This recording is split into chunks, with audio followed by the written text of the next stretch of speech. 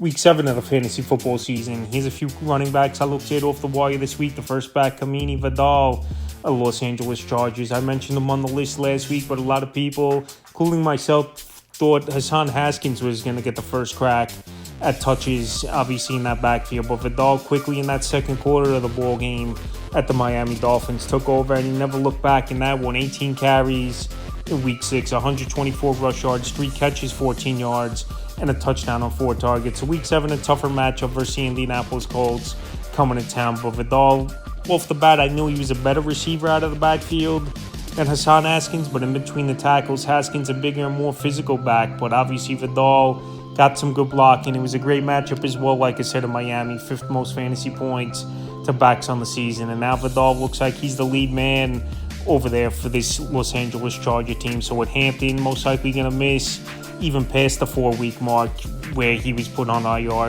Vidal, if they don't make a trade for another running back, looks like he's going to be the guy, and he's a big waiver wire pickup after coming off a big game last week at the Dolphins. Next running back, Kenneth Gainwell of the Pittsburgh Steelers. A lot of people dropped Gainwell in that bye week in Week 5 for this Pittsburgh Steelers team, but Gainwell's still going out there, and he had another solid game in Week 6 versus Cleveland. 6 carries, 22 yards, 6 catches, 14 yards. So Jalen Warren, I know, is the starting running back in the back in between the tackles, but Gainwell's still a running back that's going to get his touches, and a good receiver out of the backfield as well as Gainwell. In Week 7, a good matchup here at the Cincinnati Bengals that give up the most fantasy points to running backs on the season. We saw last week Josh Jacobs, he shredded him on the ground.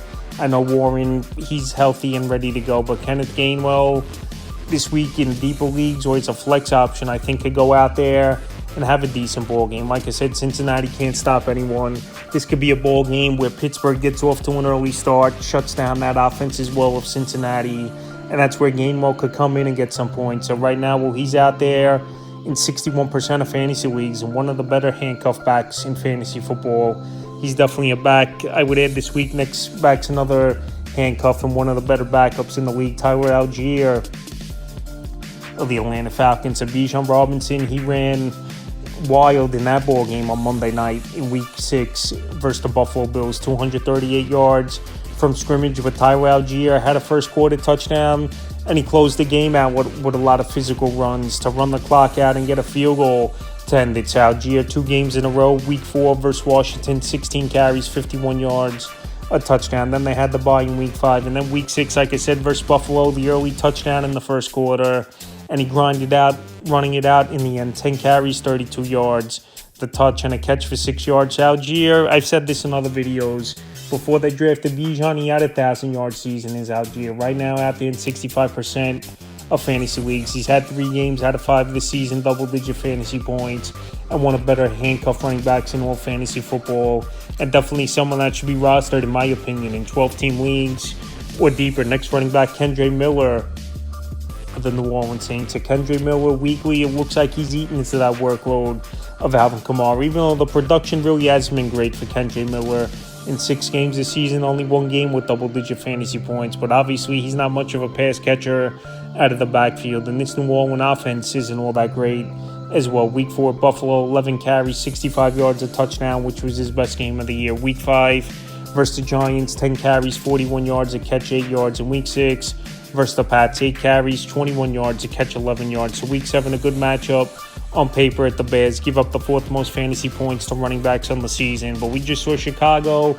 I thought for the most part they did a good job versus Bill Krosky, Merritt, and the running of the Washington Commanders in the upset victory in Week 6. So right now, Kendre Miller, he's getting carries. But like I said, the ceiling isn't high.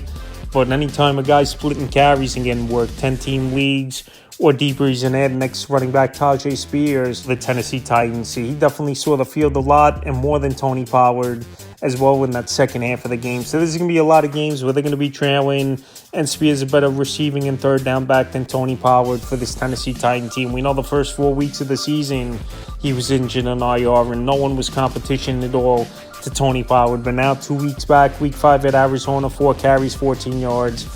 And Week 6 at the Raiders, like I said, he did a little bit of everything. 5 carries, 31 yards, 4 catches, and 19 receiving yards. But we'll see now with the coaching change with Callahan out, how this offense is going to run and operate. But like I said, I still think Spears will have his passing downs and third down role. Pollard more physical in between the tackles, and obviously has experience doing it a lot as well, going back to his Cowboy days. But Spears out there in a lot of fantasy leagues, 78%, and definitely an ad this week.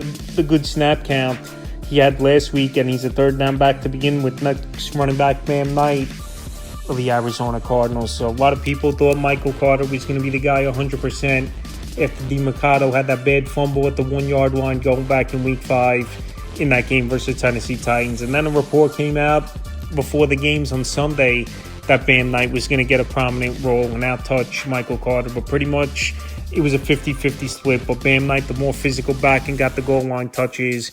And I thought Bam Knight, he came in and played decent. 11 carries, 34 yards, a touchdown, and a catch for 20 yards on 2 targets. But week 7, a very tough matchup versus the Green Bay Packers. Then week 8, they got by. We know Connor's out for the season. Trey Benson underwent knee surgery. He's going to be out multiple more weeks. So this backfield's going to be Bam Knight and Michael Carter. And Carter's already owned in over 50% of fantasy leagues. So Bam Knight, after all week, people thinking was Carter, like I said, got a lot of play.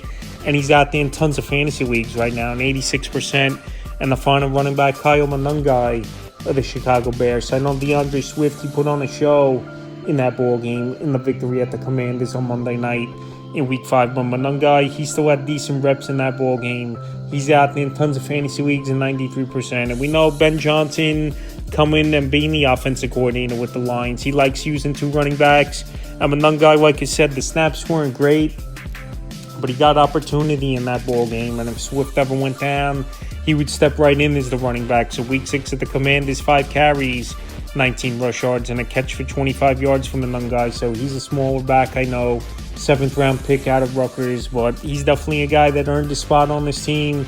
And Ben Johnson obviously likes him. So with a good matchup coming up in New Orleans, and we'll see if Swift could stay healthy. Monangai in deeper leagues and a handcuffed is an ad out there, 93% of fantasy leagues. That's a few running backs I looked at off the wire for week 7 of the fantasy football season.